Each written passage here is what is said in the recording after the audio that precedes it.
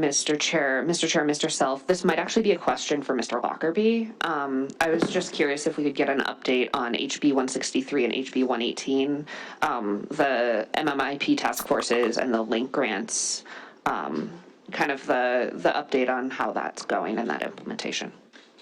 Mr. Chair, Representative Brian Lockerbie, Administrator DCI. HB 118, that's the Missing Persons Response Team Training Grant Program. That is underway. We hire the position under HB 163, that's a missing Indigenous person. That is the individual that's going to manage that program and scholarship it out. We're currently drafting MOUs.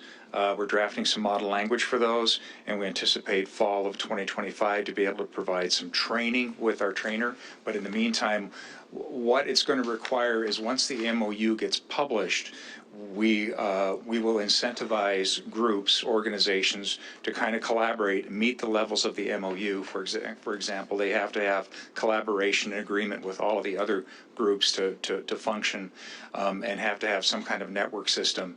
And then we'll see who takes a bite of the apple. In the meantime, our trainer, the person that we've hired as our MMIP coordinator, is meeting with all the tribes. We just had a meeting the other day with Blackfeet, and to get them all educated on the services that are available to them. So a lot of moving parts. It's all kind of underway on that part. The other one, did you say HB 79? Was that the one? 18. Oh, so that's the Missing Persons Team Training Grant Program. Was there a second one though? 163, yep, and that falls in line with it. So we had, that took a little while to hire because we had some applications fall through, had to run a second sequence of those, got the background completed, and we brought that individual on board. And he's ready to go now and meeting with the tribes. Okay, Mr. Chair. Thank you, Mr. Chair. Mr. Lockerbie, it's good to hear that you're moving forward on all of that. I guess we're 8 months into the fiscal year. We're a year out from the legislative session. Kind of to your perspective, what were kind of the hurdles to getting this implemented? Is it new and it takes a lot of people's buy-in, or what do you think were the hurdles to getting it implemented?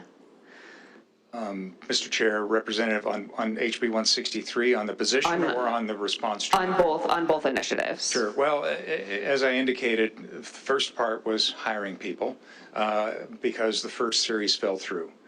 So we had to reset, start all over, find the most qualified person. It's really kind of a unique position, right? You need to get the right personality to be able to fit and also have a background in, hopefully, search and rescue. Well, identified a rock star, found somebody with an absolute complete passion for it. Now we've got about a month and a half of background investigation. They have to give notice to their employer. Their employer said, I'm not doing 2 weeks, you have to do a month. So now the person stays another month. And by the time all this machinery gets going, then it takes a minute to get them hired. Once they're hired, we've got to get them oriented. We've got to get them trained. We've got to say, hey, there's this thing called HB 118, which is going to be yours now. Make it work and turn it into something. So these are some of those natural occurrences that happen, unfortunately. We'd love to be starting it sooner, but we are engaged with the tribes. Members of the Department of Justice have accompanied us.